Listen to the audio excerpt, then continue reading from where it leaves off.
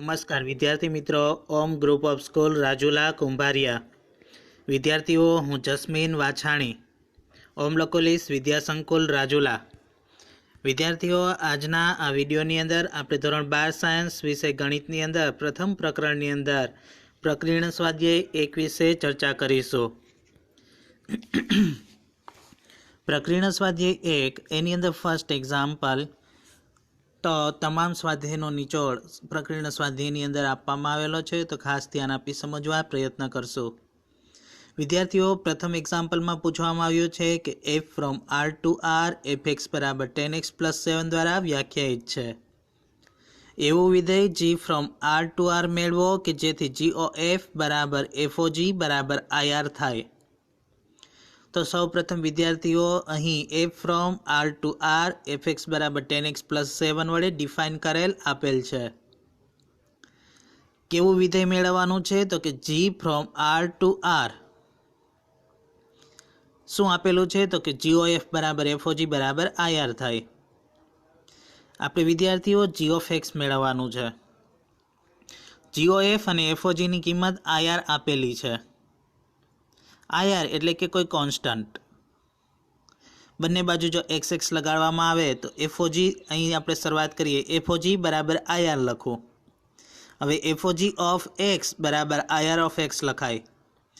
fog of x એટલે કે f of g of x અને ir of x ના ir of x. f of g of x ની કિંમત f of x ની કિંમત શેના વડે ડિફાઇન કરેલી છે? 10x + 7. તો x ની જગ્યાએ આપણે શું મૂકવાનું છે? g of x.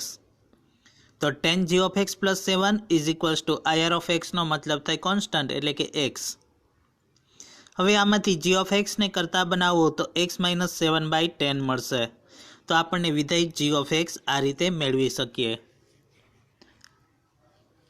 Example number 2 cancel કરવામાં આવેલો છે.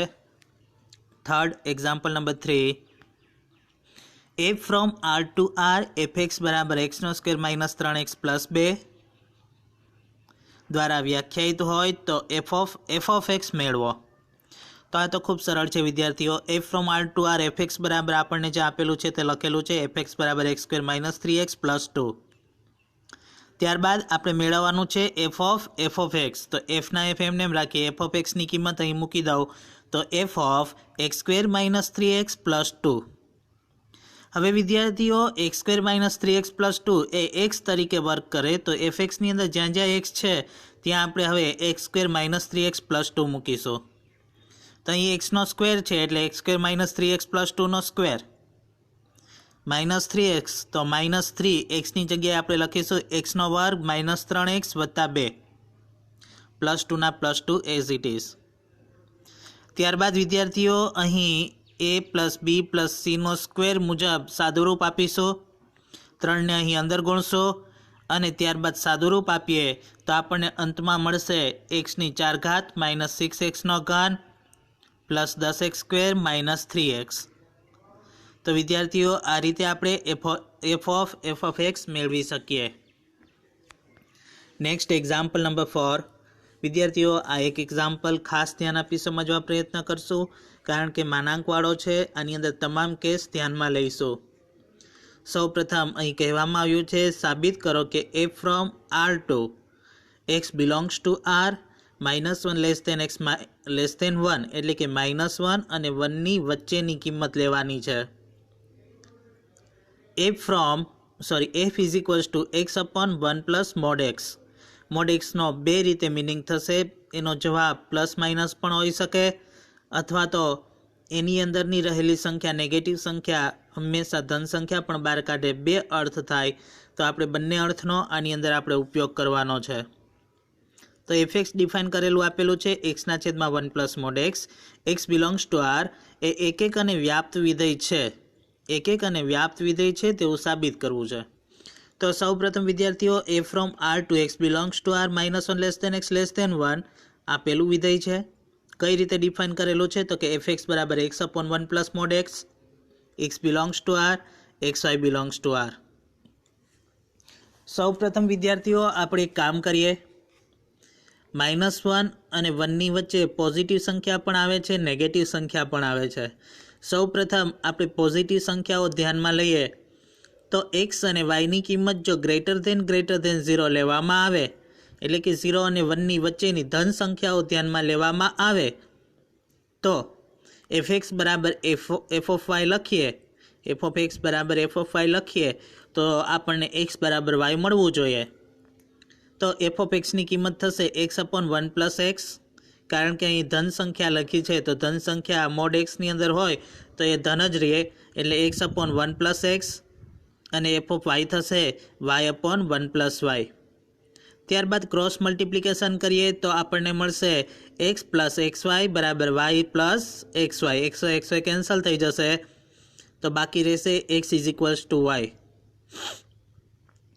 આ પ્રથમ કેસ થયો વિદ્યાર્થીઓ, જ્યારે એક્સ અને વાય બંને પોઝિટિવ હોય ત્યારે. નેક્સ્ટ, એક્સ અને વાય બંને લેસ ધેન હોય ત્યારે શું થાય?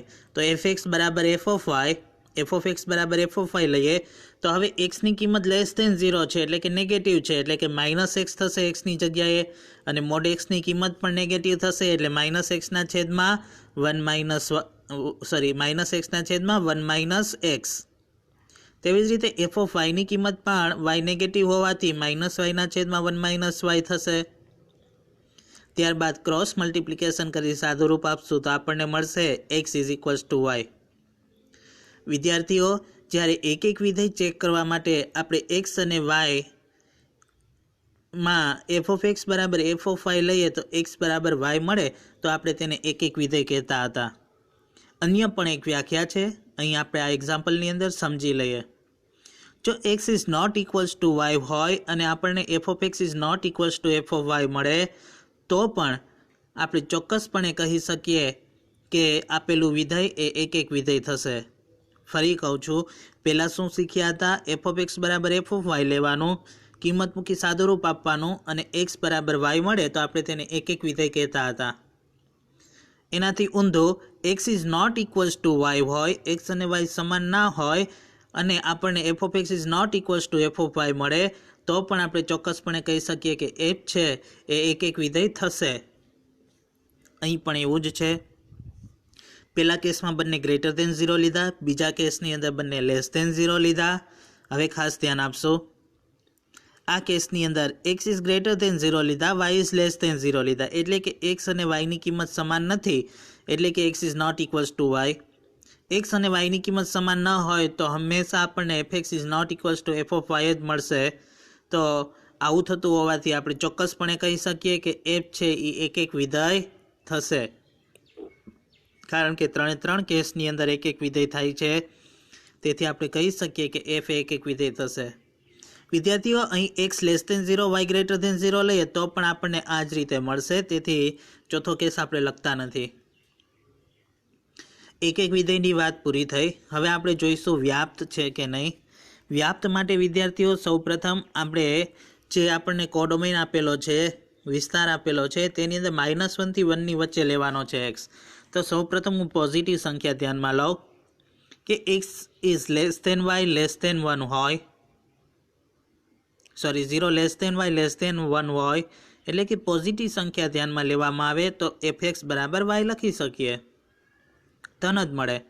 તો એફ એક્સની કિંમત છે એક્સના છેદમાં 1 પ્લસ એક્સ બરાબર વાય, અને હું એક્સને કરતાં બનાવું તો વાય અપોન 1 માઇનસ વાય બાકી રહેશે. અહીંથી વિદ્યાર્થીઓ આ એક્સ વાયવાળા પદને બરાબરની પહેલી બાજુ લઈ જઈ સામાન્ય કાઢી અને ફરી એક્સને કરતાં બનાવો. સામેનો જે ભાગ આવે એની અંદર ક્યાંય એક્સવાળું ફોર્મ ના હોવું જોઈએ. અને y is not equals to 1, કારણ કે 1 છે જ નહીં લેવાનો, આપણે લેસ ધેન 1 જ લીધેલો છે.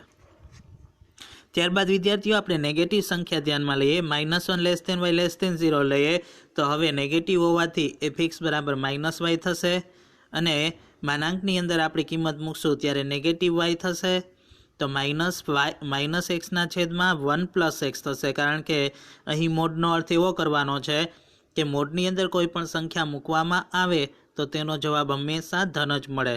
તો આપણને મળશે -એક્સના છેદમાં 1 પ્લસ એક્સ બરાબર minus y.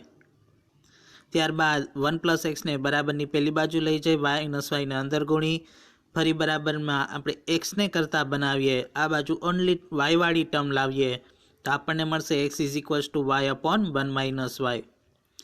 Y is not equals to 1, કારણ કે 1 છે જ નહીં. તો વિદ્યાર્થીઓ બંને કેસની અંદર એક્સની કિંમત આપણને મળે છે y/1 minus y, x is equals to y/1 minus y. તો હવે આપણે એફએક્સ બરાબર એફ ઓફ એક્સની કિંમત લખીશું y/1 માઇનસ વાય. હવે એફ એક્સ કઈ રીતે ડિફાઇન કરેલું છે? તો એક્સના છેદમાં 1 પ્લસ મોડ એક્સ. તો વાયના છેદમાં 1 માઇનસ વાય, આખાના છેદમાં 1 પ્લસ 1 માઇનસ વાય. સાદું રૂપ આપશું તો આપણને વાય મળશે. તો એફ એક્સ બરાબર વાય મળતો હોવાથી એફ છે એ વ્યાપ્ત વિધેય છે તેવું ચોક્કસપણે કહી શકાય. Next example number 5. સાબિત કરો કે f from r to r f x બરાબર એક્સનો ઘન એ એક વિધેય છે. ખૂબ સરળ છે. એક વિધેય હોવું એટલે કે f from r to r f x બરાબર એક્સનો ઘન આપેલ છે. કોઈ બે ઘટક x1 x2 belongs to R લઈએ ડોમેનમાંથી એટલે કે પ્રદેશમાંથી, તો એફ ઓફ x1 બરાબર એફ ઓફ x2 લખીએ તો એફ ઓફ x1 એટલે x1નો ઘન બરાબર x2નો ઘન, બંને બાજુ ઘનમૂળ લઉં તો x1 બરાબર x2 મળશે. તેથી એફ એ એક વિધેય થશે કારણ કે એફ ઓફ x1 બરાબર એફ ઓફ x2 લીધું તો આપણને x1 બરાબર x2 મળ્યું. નેક્સ્ટ એક્ઝામ્પલ નંબર 6 ખાસ ધ્યાન આપશો. બે વિધેય a from n to z અને g from z to z ના ઉદાહરણ આપો કે જેથી g of એ એક હોય પરંતુ g એક ન હોય. બે વિધેય લેવાના, g એક નથી પરંતુ g of લઈએ તો એ એક થશે. અહીં તો વિદ્યાર્થીઓ સૂચનની અંદર તમને વિધેય આપેલા છે fx બરાબર x અને g of x બરાબર mod x લ્યો, પરંતુ એ આપણે યાદ રાખવાના છે. ઘણી વખત પરીક્ષાની અંદર આ વિધેયો આપવામાં આવેલા હોતા નથી. તો વિદ્યાર્થીઓ f from n to z વિધેય છે fx એ કઈ રીતે ડિફાઇન કરેલું છે? fx બરાબર x. તથા g from z to z g of x કઈ રીતે ડિફાઇન કરેલું છે? mod x. તો fx અને gx જે રીતે ડિફાઇન કરેલું હતું તે સૌ પ્રથમ લખેલું છે. ત્યારબાદ g from z to z નો વિચાર કરીએ તો તમામ ઘટક ઝેડની અંદરથી લઈએ તો કોઈ બે ઘટક ઝેડની અંદરથી લખું. ધારો કે 5 અને -5 છે એ ઝેડની અંદર સમાવેશ થાય છે તો 5 belongs to Z, -5 belongs to Z. પરંતુ શું F of 5 is equals to f of -5 બંને શક્ય છે? જોઈએ ચાલો. એફ ઓફ 5 બરાબર g ઓફ 5 બરાબર g ઓફ -5. મોડની અંદર કિંમત મૂકશો એટલે ધન જ મળશે, તેથી 5 જવાબ મળે છે. પરંતુ અહીં 5 ઇઝ નોટ ઇક્વલ્સ ટુ 5 છે, તેથી ચોક્કસપણે કહી શકીએ કે g એ એક વિધેય નથી. ત્યારબાદ વિદ્યાર્થીઓ આપણે g એક નથી તે સાબિત કરી દીધું. હવે શું સાબિત કરવું છે? g of f એક હોય. તો સૌપ્રથમ g of f ની કિંમત આપણે મેળવવી જોઈએ. g of f of x એટલે કે g of f of x લખાય. f of x ની કિંમત x હોવાથી f of x ની જગ્યાએ x મૂકીશું તો g of x મળશે અને g of x છે mod x તો mod x થશે. તો g of f ની કિંમત આપણને મળી mod x. હવે g of f મેળવવું હોય તો f નો પ્રથમ અને g નો છેલ્લો ઘટક એટલે કે n ટુ z નું વિધેય બનશે. g of f from n to z કઈ રીતે ડિફાઇન કરેલું છે? g of f x is equals two mod x. હવે વિદ્યાર્થીઓ એક બાબત ખાસ ધ્યાન લઈશું. અહીં mod x હોવાથી આપણને જે કંઈ પણ જવાબ મળશે એક્સની કોઈ પણ કિંમત હું એનમાંથી લઉં તો મને હંમેશા ધન સંખ્યા જ મળવાની છે, કારણ કે એનની અંદર તમામ ધન પૂર્ણાંક ઘટકો જ આવેલા હોય. તેથી g of f નું પ્રતિબિંબ પ્રત્યેક માટે ધન પૂર્ણાંક જ મળશે એટલે એક વિધેય થશે. તેમ છતાં ચેક કરી લઈએ કે કોઈ બે ઘટક x1 અને x2 બિલોંગ્સ ટુ n માટે g of f x1 બરાબર g of f x2 લખીએ તો g of f x1 એટલે શું થઈ જશે? મોડમાં x1 મોડમાં x2. બે બાજુ માનાંક દૂર કરો તો x1 બરાબર x2 થશે. તો g of f x1 બરાબર g of f x2 લીધું અને આપણને x1 બરાબર x2 આન્સર મળે છે, તેથી ચોક્કસપણે કહી શકીએ કે g of f એ એક વિધેય થશે. નેક્સ્ટ એક્ઝામ્પલ નંબર 7 ખાસ ધ્યાન આપશો વિદ્યાર્થીઓ. અહીં પણ f from n to n અને g from n to n ના ઉદાહરણ આપો કે જેથી g of f વ્યાપ્ત છે પરંતુ f છે એ વ્યાપ્ત નથી. વ્યાપ્ત માટેનો પ્રશ્ન પૂછેલો છે. f વ્યાપ્ત નથી તેવું સાબિત કરવાનું છે અને g of f વ્યાપ્ત છે તેવું સાબિત કરવાનું છે. તો અહીં તો વિદ્યાર્થીઓ મેં અહીં રકમની અંદર આપેલું જ છે કે એફ એક્સ બરાબર એક્સ પ્લસ 1 લેવાનું છે અને જી ઓફ એક્સ બરાબર એક્સ ગ્રેટર દેન 1 હોય ત્યારે એક્સ માઇનસ 1 અને એક્સ બરાબર 1 હોય ત્યારે 1 લેવાનું છે. આપણે યાદ રાખીશું, ઘણી વખત ના પણ આપેલું હોય. તો f from n to n કઈ રીતે ડિફાઇન કરેલું છે? એફ એક્સ બરાબર એક્સ પ્લસ 1 અને જી ઓફ એક્સ જે રીતે રકમમાં આપેલ છે તે રીતે આપણે અહીં લખેલું છે. સૌ પ્રથમ વિદ્યાર્થીઓ અહીં f from n to n f x બરાબર એક્સ પ્લસ 1નો વિચાર કરીએ. સહપ્રદેશની અંદરથી વ્યાપ્ત વિધેય માટે આપણે સહપ્રદેશમાંથી કોઈ એક ઘટક લઈએ છીએ. તો સહપ્રદેશ આ એનમાંથી આપણે કોઈ એક ઘટક વાય લીધેલો છે. હવે પ્રદેશ એનની અંદર એક્સ એવો મળે કે જેથી એફ એક્સ બરાબર વાય થાય.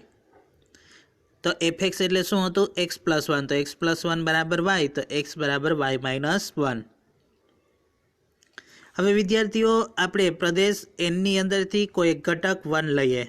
તો વાય બરાબર 1 લઉં તો એક્સની કિંમત 0 મળે છે, પરંતુ 0 છે એ એનની અંદર નથી. તેથી વાય બરાબર 1 એ કોઈ પણ એક્સનું પ્રતિબિંબ નથી, એટલે કે એફ છે એ વ્યાપ્ત વિધેય થશે નહીં. જો સહપ્રદેશમાંથી કોઈ એક દરેક ઘટક લઉં, કોઈ પણ એક ઘટક લીધો મેં, કોઈ પણ ઘટક માટે એનું પ્રતિબિંબ મળવું જોઈએ, તો વાય બરાબર 1 લીધો તો અહીં મેં 0 મળ્યું, તો 0 તો એનમાં છે નહીં. તો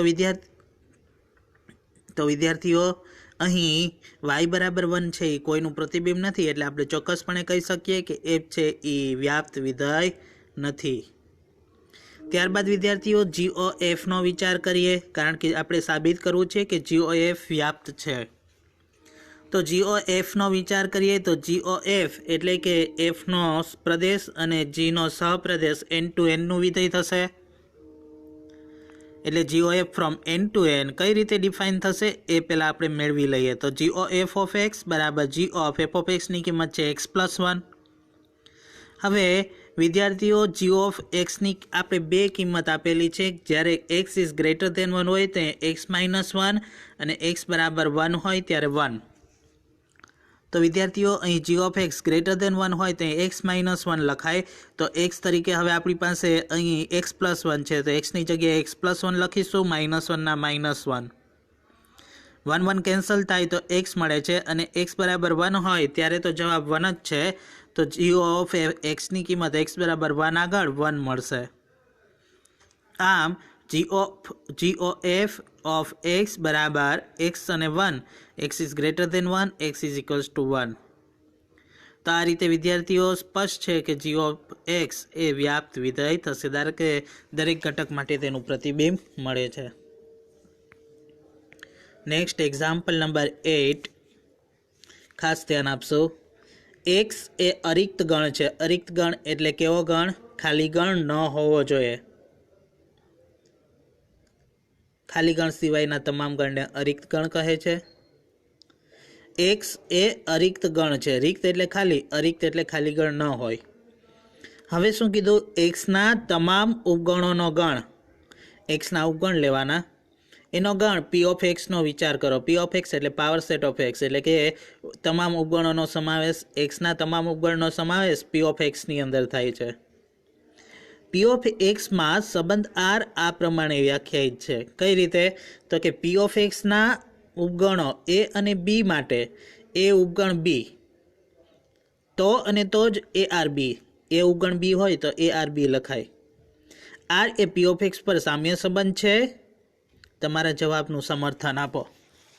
તો સૌપ્રથમ વિદ્યાર્થીઓ એક્સ એ અરિક્ત ગણ છે, એટલે x is not equals to 5, ખાલી ગણ નથી. પી ઓફ એક્સ એ એક્સના તમામ ઉપગણોનો ગણ છે. હવે એ અને બી છે એ કોઈ પી ઓફ એક્સમાંથી લો તો એ આર બી એટલે શું લખાય? એ આર બી એટલે શું લખાય? એ ઉપગણ બી. આપણે સામ્ય સંબંધ છે કે નહીં તે ચેક કરવું છે. તો સામ્ય સંબંધ હોય તો 3 વસ્તુ હોવી જોઈએ: સ્વવાચક, સંમિત અને પરંપરિત. સૌપ્રથમ આપણે સ્વવાચક વિશે વિચારીએ. તો સ્વવાચક એટલે શું? પોતે જ પોતાનો ઉપગણ લેવાનો. તો એ અને બીની જગ્યાએ એ લખો તો એ ઉપગણ બી, તો એ ઉપગણ એ લખાય જ. ગણ પોતે પોતાનો ઉપગણ હોય જ, એટલે કે આ છે એ સ્વવાચક સંબંધ થશે. ત્યારબાદ સંમિત એટલે કે એ આર બી બરાબર બી આર એ થવું જોઈએ. તો કોઈ બે ઘટક A B belongs to P of X લો તો એ આર બી એટલે એ ઉપગણ બી લખાય, બી આર એ એટલે બી ઉપગણ એ લખાય. શું એ ઉપગણ બી અને બી ઉપગણ એ સમાન મળે? એના તમામ ઘટક બીમાં હોય તો બીના તમામ ઘટક એમાં મળે જ? એવું જરૂરી નથી. જો એ અને બી ઇક્વલ હોય તો જ મળે, અન્યથા કોઈ દિવસ આ શક્ય નથી. એટલે એક કેસ એવો મળે છે કે જેની અંદર નથી શક્ય, તેથી લખી શકીએ કે A R B is not equals to B R A. તેથી સંમિત સંબંધ થશે નહીં. અહીંથી જ વિદ્યાર્થીઓ ખબર પડી જાય કે સામ્ય સંબંધ નથી. તેમ છતાં આપણે પરંપરિત સંબંધ ચેક કરીએ. કોઈ ત્રણ ઘટક ABC belongs to P of X લો તો એ આર બી તથા બી આર સી લઈએ તો એ આર બી એટલે એ ઉપગણ બી અને બી આર સી એટલે બી ઉપગણ સી. એ બીનો ઉપગણ હોય, બી સીનો ઉપગણ હોય તો એ છે એ સીનો ઉપગણ હોય જ, તો એ આર સી લખી શકીએ. તેથી આર છે એ પરંપરિત થશે. આમ આર છે એ સ્વવાચક અને પરંપરિત છે, પરંતુ સંમિત ન હોવાથી આર છે એ સામ્ય સંબંધ ધરાવતો નથી તેવું ચોક્કસપણે કહી શકાય. તો વિદ્યાર્થીઓ, આજના આ વિડીયોની અંદર આપણે અહીં સુધી રાખીએ. આવતીકાલે નેક્સ્ટ વિડીયોની અંદર આગળના એક્ઝામ્પલ આપણે જોઈશું.